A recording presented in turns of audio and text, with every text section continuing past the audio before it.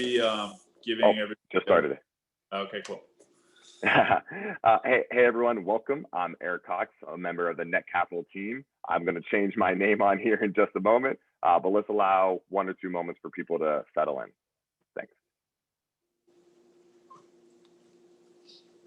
I'm impersonating Rob. That's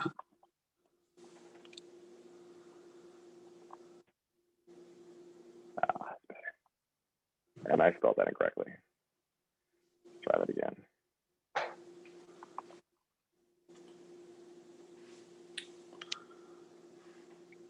Boom.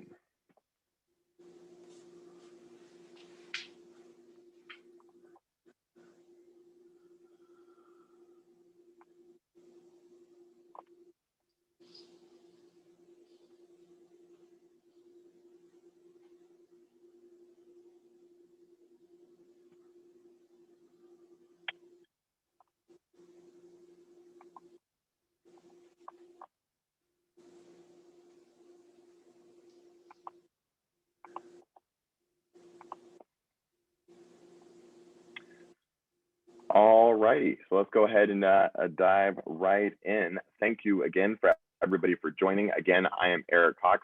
I'm very happy to have with us Zack Johnson, the founder and CEO of Greenbox. Before we dive in, a couple of quick housekeeping items. First of all, do remember that, as always, the company speaking is actively fundraising on Netcapital. I will add a link to that fundraising page into the chat. I would also love to remind everyone that we want this to be as interactive as possible, so please do use that Zoom Q&A functionality. I know there is a chat function, but Q&A works so much easier for us to track the questions as they come in and make sure that we get to as many of those as possible. Lastly, this is again being recorded, and so we will upload this to our Netcapital YouTube channel. I will also add that link to the chat. There's one more housekeeping item. Do know that we are hosting the final webinar of our January Demo Day series this evening. So feel free to circle back at 7 p.m. Eastern time, and the category is diverse industries. So we'll have 3 companies presenting at that. Do not want to miss that. You can see all the previous demo days on the Netcapital YouTube channel as well. I think that covers all of the housekeeping, so we'll go and dive right in. Zack, why don't you come on in and tell us a little bit about Greenbox? Sounds good, Eric. Thank you for having me on. Thank you to everybody at Netcapital and everybody participating in this Q&A. My name is Zack Johnson. I'm the founder and CEO of Greenbox Robotics, the world's first fully automated wellness kiosk. And when I say wellness, the categories that we originally focused on was the cannabis industry. And our goal was to create a more efficient path for customers in and out of a dispensary. What we've now pivoted into is being a robotic retailer for the rising CBD industry, which under the Farm Bill is federally legal. So at a very simple level, Greenbox is a vending machine for wellness products that have recently come online and require education. And our goal is to enable customers to learn about these products and make a sound decision as to what product's going to help with their ailments, whether it be sleeping challenges, stress, anxiety. There's so many incredible benefits of hemp-derived CBD. So our goal is to help educate and inform those customers through our robotic retailer. Thanks for that. Very interesting design. Thanks for giving us kind of the background on how you got to where you are as well. I always think it's super important to start by talking about the team that's driving this ship. So steering the ship, excuse me. Zack, why don't you tell us a little bit about yourself, how you got into it, why you're so excited about it, and then some of the rest of the team members as well. Yeah, it sounds great. So Greenbox was an idea that I had while I was working at a company called Hawk Media. It's actually where I incubated Greenbox. And at Hawk Media, we were known as an outsourced CMO. So we were exposed to all sorts of different clients that needed help with customer acquisition, branding, messaging, understanding their audiences, who their target customers really are. And while I was at Hawk, one of my first clients was a metal fabrication company that specialized in building vending machines, treadmills, industrial kitchen equipment, big metal fabrication shop in the United States. So I got to know their business really well as their outsourced chief marketing officer.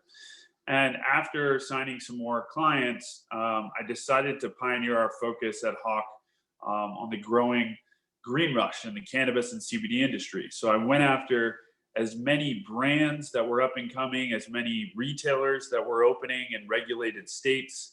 And I wanted to know as much about that business as possible. And what's interesting, and still to this day, there's a huge challenge in customer acquisition for cannabis dispensary, a cannabis brand, and even CBD products that are federally legal under the Farm Bill. So we had to come up with new strategies to help these companies find their audience. Traditionally, with customer acquisition, you can run ads on Facebook and Google and TikTok and all these different platforms. But cannabis and CBD, it's a huge challenge because you're not able to spend on ads like you would with an apparel company or a shoe company. So we got to understand that industry very well. And I was actually at one of the dispensary clients here in California, not as their outsourced chief marketing officer, but as a customer. And I found myself waiting in line. And this line was, about 25 minutes long. And the entrepreneur bug in me said, there's got to be a better way for customers like me who know exactly what they want, don't need the hand-holding of an employee or a bud tender within that dispensary, and want a more efficient path in and out. So because I was representing this metal fabrication company, I decided to ask, would you ever consider building a cannabis or CBD related kiosk? They loved the idea. So then I pitched the owner of the dispensary, and he said, if you build it, we'll give it a go. So for the next 6 months while still working at Hawk Media, I leveraged our internal team from things like the business plan, the logo, the website, the mission statement.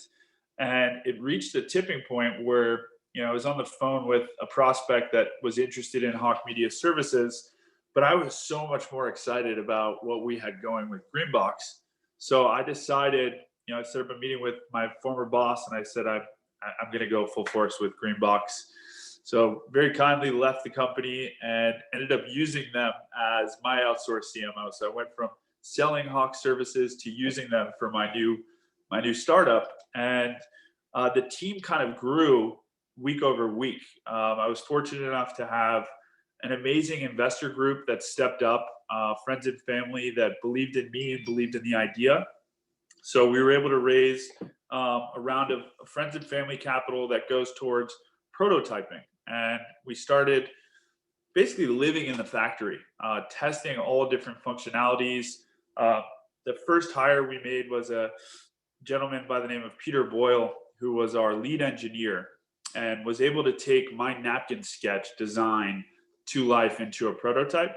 And if, listeners and watchers of this Q&A, the process of tooling and manufacturing, every inch, every detail needs to be perfected before you go into mass production. So we spent a great deal of time perfecting the prototype. And to be honest with you, we over-engineered. We added some bells and whistles that are not really necessary, from speakers and different functionalities that I thought would be so important to the launch of the company.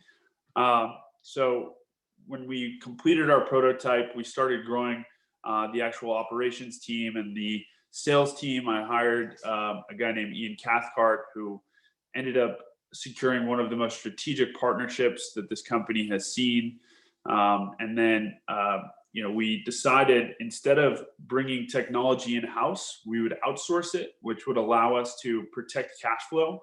There's a lot of developments that we're making on the software side, but to have a long-term burn on salaries of a software team, to me, didn't make sense. So we went to a NAMA trade show in Las Vegas and identified a great technology partner that could create our custom UI and UX UI for customer and operational facing.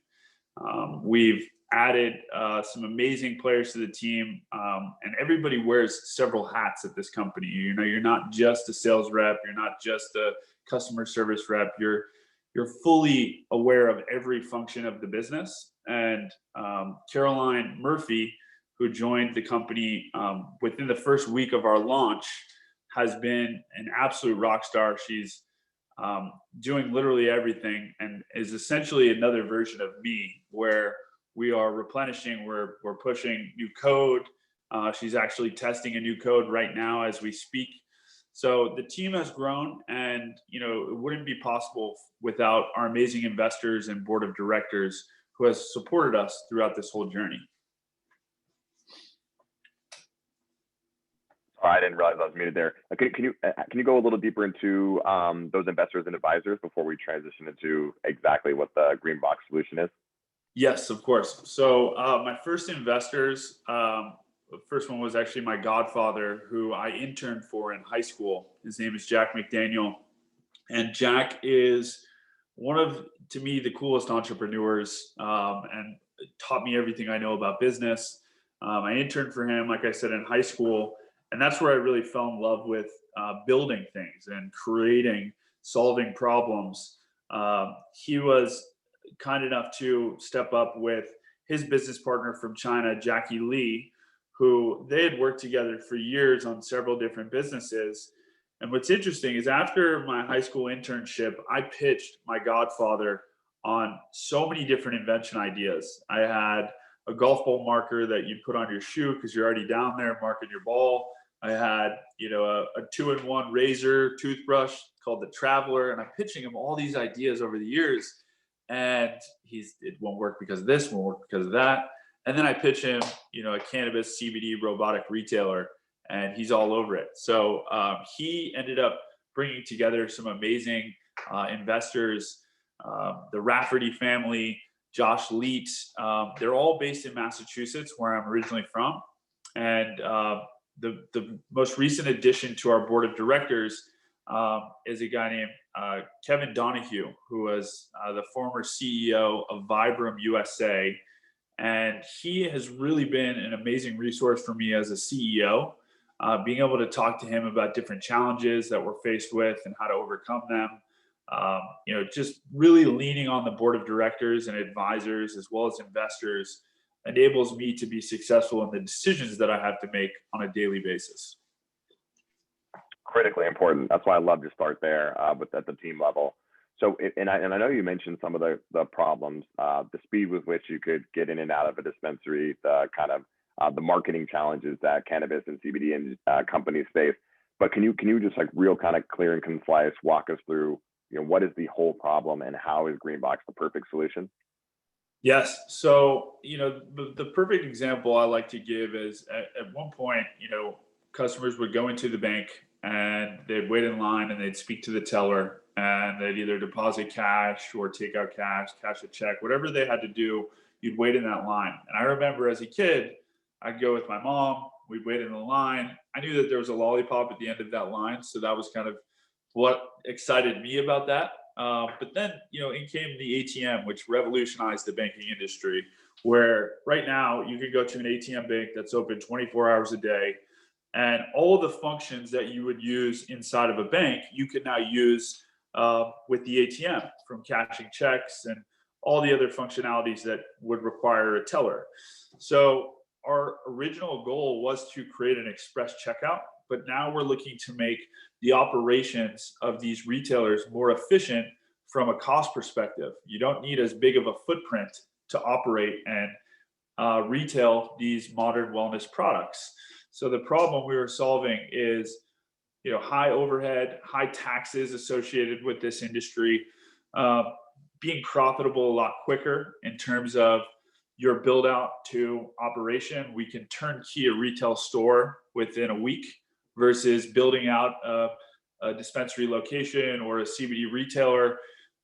We pride ourselves on collecting great data. So being able to optimize your product offering based off of what we're learning about the customers is also a great feature. But our goal is to really automate this industry and provide as much education around the products as possible. Fantastic. And then can you dig deeper? Can you elaborate on? I know there are a handful of revenue models built into the Greenbox process. Can you walk us through those revenue models? And then we're going to start going into a Q&A coming in from the participants. So reminder, participants, please continue to ask questions in the Q&A, and we're going to get to that right after this. But first, revenue model, please. Yes, of course. So the first revenue model that we launched with was to lease out or sell our hardware. So you'd have the ability to sign a 2-year minimum lease where we're going to onboard you, educate you on how to operate your robot, as well as provide you with an account manager that's going to support you with any questions that you have throughout the process. During that onboarding process, we're identifying the best products for you to stock in your robot. So this model was what we went to market with. And very quickly, we were approached by one of the biggest cannabis and CBD manufacturers in the world, a company called Select out of Portland, Oregon. And they wanted to retail, actually create an activation with our robots at South by Southwest. So that was us leasing a unit or multiple units to a massive company within the first month of our existence to distribute CBD products. So that was a really important pivot for the company, where we originally had gone to market for the growing cannabis industry, but due to challenges of payment processing, marketing challenges, we decided this is a good pivot because our addressable market grows tremendously with the passing of the Farm Bill. So Select ended up leasing multiple units, wrapping the exterior with their logos, and stocking it with their products to take them to South by, Coachella, and some other music festivals. And in these arenas, their goal was to learn a little bit about their customers, or their future customers. So what they would do is leverage our trade show mode functionality, where at an activation, the goal is always, get product in hands. With trade show mode, we're asking 5 very simple questions to the prospective customer. What is your age? What is your sex? What are you interested in CBD? What kind of music do you like? A wrinkle question to learn a little bit more about them. And then what is your phone number or email address? And now Select has put a product in hand. They know the age, the sex, what kind of music that person likes, and what they're interested in terms of CBD. These 5 questions can then help with the manufacturing and the building of those products, and allows them to have a direct line of communication through email marketing or SMS marketing to eventually acquire that customer. So because Select was such a powerful company, we were approached by more CBD brands that wanted to lease or purchase our hardware. I learned very quickly that these brands didn't care about the transactional data as much as we did. So this is where we pivoted a second time to self-deploy our machines. Our first deployment that we did on our own was to 7-Eleven in Boulder, Colorado. Through our advisors and investors, the Montfort companies, which owns the Colorado Rockies, we were able to secure our first 7-Eleven pilot test. And this environment, is really exciting because 7-Eleven has incredible scalability for greenbox. And we learned so much about our curation in terms of the products that we picked to retail through our machines.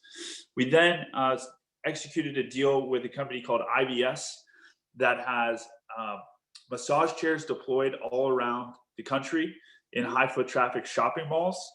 And these guys have been in the business for years, deploying over 10,000 massage chairs. So they understand the high foot traffic mall environments.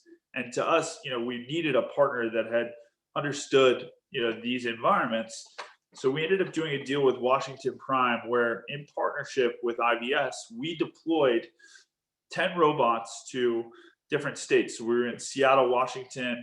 We're in Huntington Beach, California, Irving, Texas, Fort Myers, Florida, and New Brunswick, New Jersey. And the goal with this horseshoe around the country was to understand, is this the environment where we can be successful? Is this the environment where we can scale? Do shopping malls have the type of foot traffic where we can sell an average ticket item of $26 through a vending machine? And we ended up learning so much about our curation, our categories, whether it's ingestibles, topicals, and then COVID hits and all of these malls shut down. So we had to kind of take a step back and look at all these environments that we had tested, from grocery stores to 7-Eleven to shopping malls to dispensaries, and just kind of look at the data and make an informed decision as to what our next move was. So we ended up being approached by one of the premier real estate developers here in Los Angeles, who had seen Greenbox and thought this is a really cool wellness feature that I could implement into my apartment complex. And his name is Behzad Soufirian, who founded the Soufirian Group and had just purchased the 10th largest apartment complex in Los Angeles called BDTLA. And BDTLA has over 600 units. It has a grocery store, a Starbucks, a Chipotle at the bottom of the building, a podcast studio, one of the coolest rec rooms, a great swimming pool. So the amenities of this property are next to none. You don't really need to leave because he has everything there for you. When he approached us, I said, Behzad, this is a great, inbound opportunity. I have to be honest with you, apartment complexes were never really an environment that we saw Greenbox going, but because of COVID, everybody's home. Let's give it a try. And within the first 30 days, we had our most successful CBD robot deployment to date. And it really opened our eyes to say, hey, let's look at this environment. So now, with the world kind of coming back online slowly, we're looking specifically at self-deploying our robots into high-rise apartment complexes as well as hospitality, so hotels. And we believe that these environments will provide tenants the wellness that they need to help them sleep through the night, to help to deal with stress and anxiety throughout the week, products that help with inflammation. And hotels, you essentially have new tenants every day. So the revenue model there is to self-deploy our machines in partnership with the property, curate the products that go inside, and then at the end of the quarter, we provide the property manager or the owner of the hotel a percentage of top line revenue, because they're providing the location and we're providing the retail solution. And to me, it's a perfect partnership, because when you're in a shopping mall or even a grocery store, you're essentially paying rent for that footprint. And I'm not a big fan of landlords. I'd rather have a partner that sees value in what we've built. So our goal is to secure more partnerships under the Greystar umbrella, as well as the Marriott umbrella, where there are hotels everywhere. There are high-rise apartment complexes everywhere. So that is our new focus and our new revenue model. I think when we talked about that, I thought that was very interesting. Your ability, your adaptability, your ability to pivot. I realized one of the questions is about use of proceeds. So I actually like to save those for the end, but don't worry, we'll get to that. But we'll start with what type of products are you carrying in the CBD category? That is a great question to whoever just asked that. I actually have a bunch of our products right here. So we define, instead of just saying these are categories, we decided that desired effects is a better way to explain to the customer exactly what we're merchandising. So the first one that is our trending category right now is Drift and Dream, products that are going to help you sleep at night. So when you approach the touchscreen, you can shop by desired effects. One of our first brand partners is a company called Vita Dreams, and Vita Dreams creates this incredible CBD infused with melatonin, with tryptophan, L-theanine, products that are going to help you sleep through the night. So Vita Dreams is my personal favorite. I take one of these every single night. It's a marshmallowy gummy that comes in amazing flavors: peaceful pineapple, soothing citrus, slumber berry, green apple. You get a different flavor every night, and you have a sound sleep, and it actually gives you really good dreams. So Vita Dreams would be the first one. And then Social CBD. This is a company that we've been working with for quite some time. They have capsules for Drift and Dream, where you can consume a capsule and fall asleep very quickly.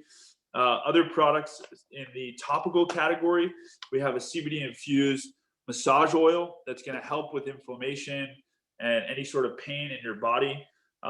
I actually used this. I gave this to a masseuse when we first started using it, because I wanted to see if it helped with my back pain, and immediately had a great feeling. So Rain Together is one of our great brand partners. And then if you wanted to use a quicker relief for, say, joint or muscle pains, we merchandise this incredible CBD roll-on by Social CBD. And it works very much like a deodorant stick. You're going to take the cap off and just apply it to whatever pain point on your body. But then, the categories expand to things like raw honey, CBD infused honey, which is delicious. It's organic honey by organic CBD. The founder of this company, Mitchell Wood, is one of the hardest working people I've ever met. And being able to carry his products in our robots and our deployments, it's a great partnership, and we're thrilled about it. Another company is Soul CBD. This is founded by Mike Lee and his sister. Mike Lee is a friend of mine as well. And, when we first met and we started talking about CBD, both of our eyes lit up because we're in the same industry and there's an opportunity to collaborate. So they make some incredible gummies as well as a tincture line that we're going to be introducing in Q2. And then, a top seller would be our CBD bath bombs by 1940 LA. This company has done an incredible job of creating a CBD infused bath bomb. After a long week, you drop it in the tub and you have an incredible experience. The pet category is also a very big one. So pet tinctures, this is a category that we see a lot of transactions on our website. So people are buying tinctures that they can add to their dog food, their cat food, their dog water. And essentially it's coming in a tincture form. So you would unlock the wrapping and drop 2 to 3 drops inside of your dog's food.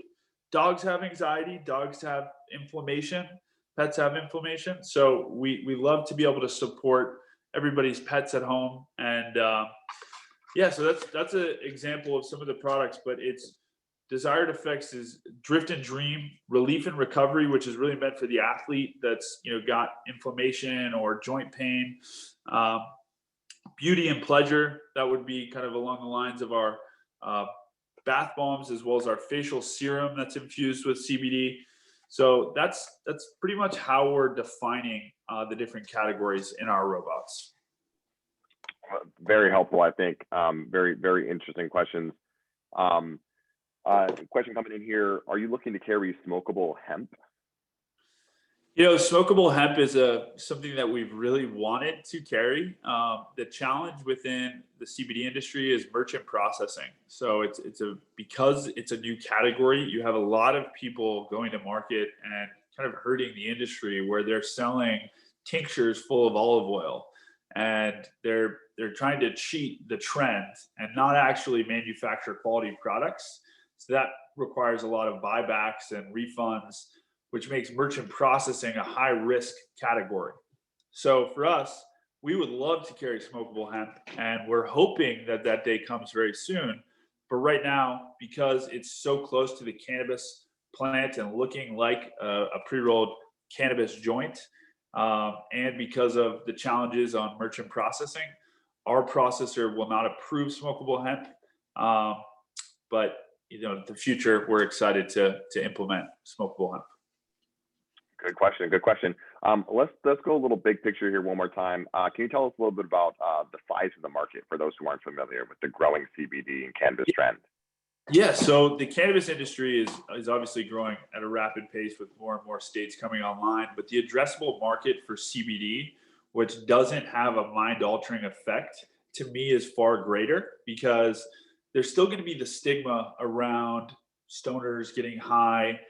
To me, when I was a kid, I would hide my cannabis from my mother. And now every time I'm home, I'm talking to her about these new products that can help with pain relief and sleeping challenges. And, as you get older, these wellness products can really help you. So to me, because of the stigma of cannabis and getting high and having a mind-altering effect, whereas hemp-derived CBD does not provide any mind-altering effect, that market is far greater, because the adoption is going to be a lot easier. There's been studies that state that the CBD industry is going to grow to 123 billion by 2027.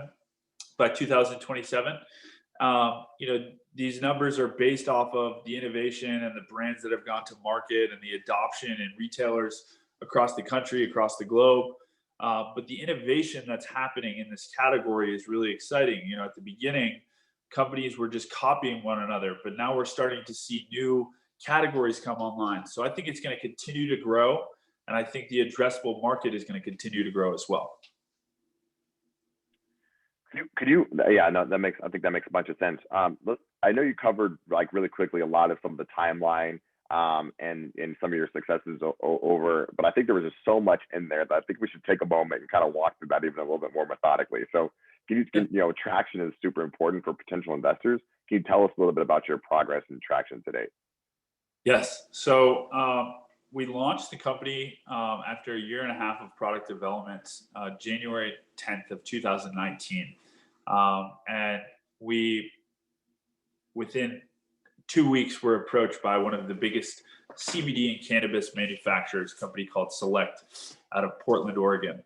And, I had known about Select before I launched the company because their brand was everywhere. They were a multi-state operator, or MSB, multi-state brand. And they said, this is really cool what you've built.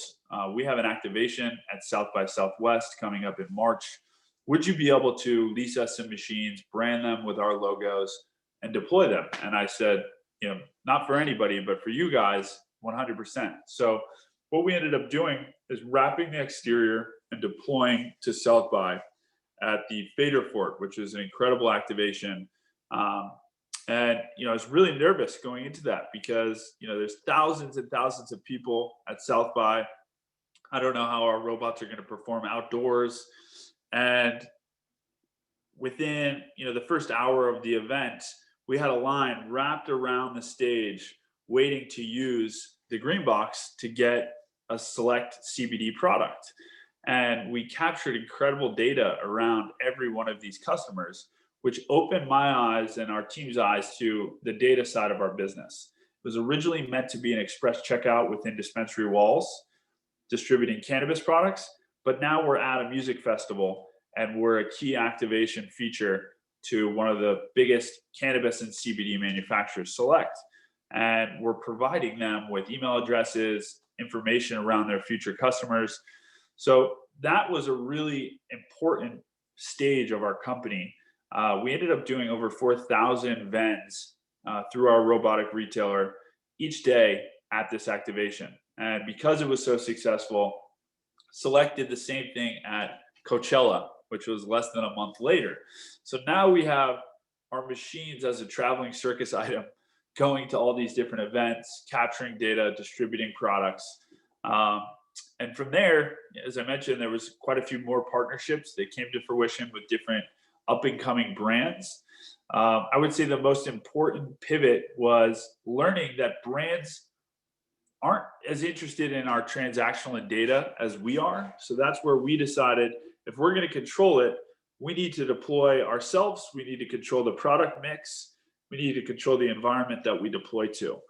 So that shift allowed us to make these key discoveries about where our locations would be most successful and what products we should merchandise. Yeah, that's super important. And one thing that I'm still trying to wrap my head around is, what does the competitive landscape look like? Are there other players trying to, creating this type of self-serve product? Yes, there are. So, I welcome people into this space because I think automation is coming, in every category. We talked about how the ATM revolutionized the banking industry. When you go to the airport, Clear is a much more efficient path through TSA instead of waiting in the line. Movie theaters, printing out tickets, airplane tickets, kiosks are meant to make things work more efficiently. So with people pursuing automation in the cannabis or CBD sector, I'm not threatened. I actually welcome it because it expands the market for both companies. At the end of the day, it comes down to execution. Anybody has an idea to build something, but can you execute? And can you learn very quickly what iterations you have to make to your business? I would say that we're executing at a much higher level than the people that are pursuing this idea. One company that I've recently been following that launched in Colorado, which is great. Expansion in Colorado is a company called Anna. They are new to the space. I know that there was a lot of product development that went into their machines. I would say the aesthetics of our machine is different in the sense that we really want to provide a cool shopping experience for the customers with temperature control and our robotic arm, and as well as the educational component. But there's been people that have pursued this idea over the years. And when I was working at Hawk Media, I read about this company, Medbox, that lied about their revenues and ended up going public on the stock market. The CEO ended up stealing money from investors, and then the company was seized by the IRS and the SEC. So, there's been people that have kind of tarnished the approach to this idea. Our goal is to practice always good business and learn as quickly as possible and expand our markets outside of just, the United States. No, for sure. That's critically important. And I know you're overcoming a bit of a cold here, so I appreciate you fighting the good fight and staying with us for this webinar and giving the panelists an opportunity to ask some questions. I'm about to go into a couple more questions that are coming up, but I do want to remind everybody that you can go to the link that I added at the top of chat, click Greenbox Robotics, or go directly to netcapital.com and search Greenbox. Still an opportunity to invest. And of course, that's what this whole opportunity is about. Going directly into more questions here, this is interesting. How do the brands that you carry support and drive sales to your boxes? Great question. So all of our brand partners have to go through a rigorous testing before they're approved to go into our machines. What we're looking at, at the very first level is lab results, making sure that they've done their quality control and that they've been approved with a certificate of authenticity around their products. So all the products that I just showed you have COAs, they have lab results that they're including with their samples that they send to us. We then try the products ourselves and we give our feedback, within a week on what we like and what we don't like about the products. And then we look at our product mix and see, what is selling really well based off of our sales data, and what would we like more of? Would we like more topicals? Would we like more ingestibles, some more roll-ons? And then we're looking at the retail price point of their products. How does it mix with our average selling price point? There's a lot of data that we look at internally before making an informed decision about new brands that we work with. But one of the key things we're looking at on the brand side is their marketing initiatives. Are they consistent on top of funnel marketing channels like Instagram, Facebook, Twitter, LinkedIn, TikTok? Are they pushing the envelope forward of their brand narrative? To me, there's so many resources that new companies have at their disposal that to ask, what are you doing on the marketing front? There's a lot of things that you should just be knocking out right out of the gates. Having an optimized website that educates the customer around their products. Having consistent quality content on social media where you're continuously telling people about your brand and your differentiators. There's been a lot of copycats within this industry that are essentially sourcing their hemp extracts and stamping their logo on the exterior. And we've been inundated with so many samples that the only thing that's different about the product is the label or the price point. So we always want to learn more about the entrepreneurs behind the scene, what makes the brand unique and what they're doing on the marketing front and how it supports adding you to our robots. So if we're adding you to the brand, we're also going to be adding you to our screensaver. So when people are walking by the machine, they see somebody using your product. We're going to add you to our social media initiatives. We're going to add you to all of our PR and distribution of new locations. So we're doing a lot of due diligence ourselves to protect our brand in terms of what we curate, but we also expect a partnership with the brands that we do end up working with. I think that's critically important. I'm glad that question came up. I think that's a really interesting piece. It really is hand in glove and the way that you guys work together. And it sounded like when you were walking through the types of products you carried, this is the CEO. This is who's leading the charge. This is why I believe in this product. I think that's really important to be so hands-on on what's ultimately going to be the product experience for your end user. Yep. One of the things I think that always excites me about companies in this space is their ability to use artificial intelligence to track that data. And of course, you want to be very thoughtful of how you leverage that data. But can you tell us about how important data collection and then ultimately the curation that you can use that data for as part of the greenbox, trajectory? Yes. So data is a huge, at our core, we're a data analytics company. We are vending products, but we're learning so much in real time. And if you think about going into a retail store, there's a level of persuasion with your purchase. You have a sales rep or a bud tender in the cannabis industry, or CBD retailers that are popping up all over the country. Uh, Somebody is persuading you about a specific product if you have a question, and that persuasion ends up either helping or hurting the purchase. With Greenbox, we're allowing you to learn on your own. You go up to the touchscreen, you select a product, you can either add to cart or learn more, and then you're making an informed decision without any persuasion. So to me, that data is far more valuable than the best sales rep that may have a day off, or may have a cigarette break, or may call in sick. You plug in the robot and it's transactional 24/7, 365. So to be able to collect the data of a fully unattended transaction, to me, is superior to the burn and the cost of running a retail store. And it's just a lot more efficient. The data that we're collecting is coming from all across the country, and we're applying it to our product mix. So, if the pets and more category is seeing a surge in transactions, and we're seeing peanut butter as the flavor of the tinctures, now we should look at peanut butter dog treats. Now we should look at, a specific flavor for ingestible products. Again, we have to go through the rigorous testing and, onboarding of a new brand or a new product, but it's worth it because the data tells us this is the category we need to look at. Absolutely. Data-driven analytics, and then using that data for actual practice. That is at the core of some of the most successful companies in any space. Okay, so looks like we're getting towards the end of our conversation here. So as promised, I wanted to circle back to some of these other questions. So could you tell us a little bit about the expected use of proceeds? Great question. So we would like to continue to improve our software. There's some functionalities that we've learned in the field that would be beneficial to future customer acquisition.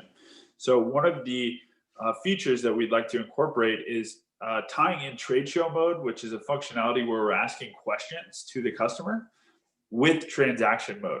So a customer will add items to cart. Instead of paying the total amount, we would offer them a discount on the touchscreen in exchange for some information. And if you see a discounted rate, there's a very high likelihood that you're going to go for that discounted price point.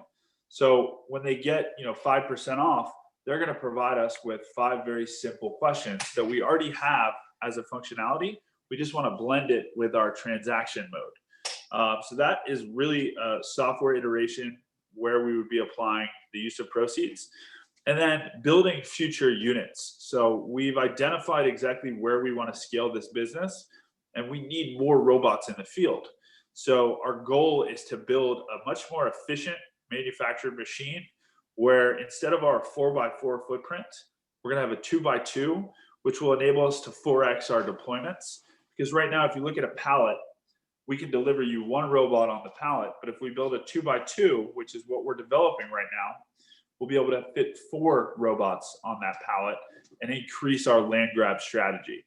So the capital and the use of proceeds is going towards building more robots, improving our software based off of key learnings, hiring some more talent to help us tell the story of Greenbox and secure more partnerships.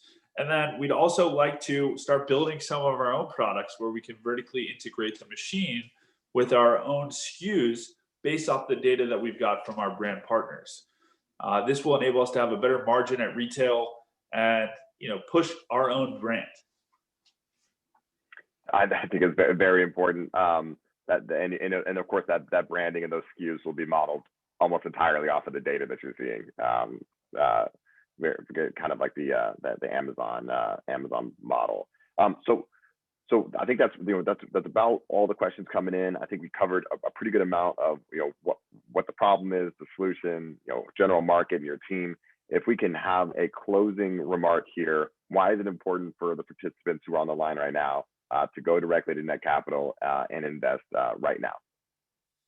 Well, thank you so much for everybody for tuning in, and Eric, great job on the back and forth. I think it's important for you guys to look at this industry as a growing industry, and we're seeing more and more states coming online in the cannabis industry, from medicinal to recreational.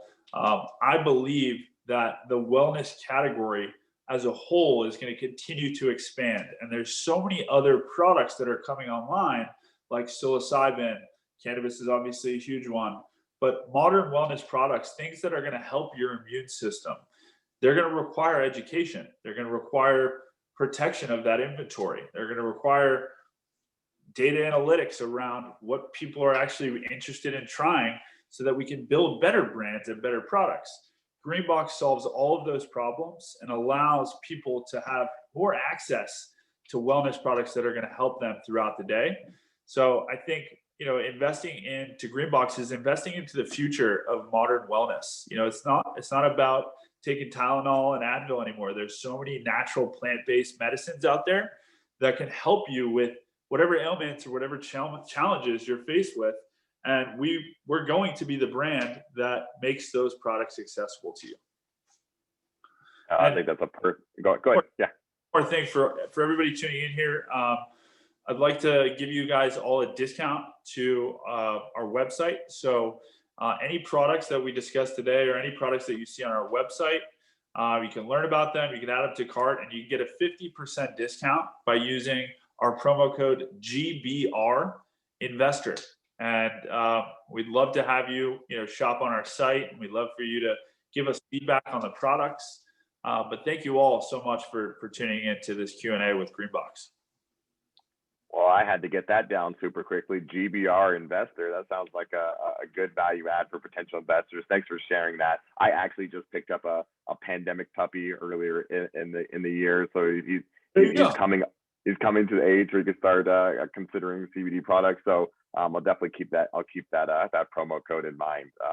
Again, thank you so much for everybody for attending. Thank you for the questions and keeping this interactive. I really do appreciate that. And of course, thank you, Zach, for coming on and telling us a little bit more about Greenbox. As always, you can go to netcapital.com, search Greenbox, and you'll be able to invest through the platform. But Zach, thank you so much, and thanks for everybody for joining. Thank you, guys. Thank you so much, Eric. Bye, everyone. Take care, guys.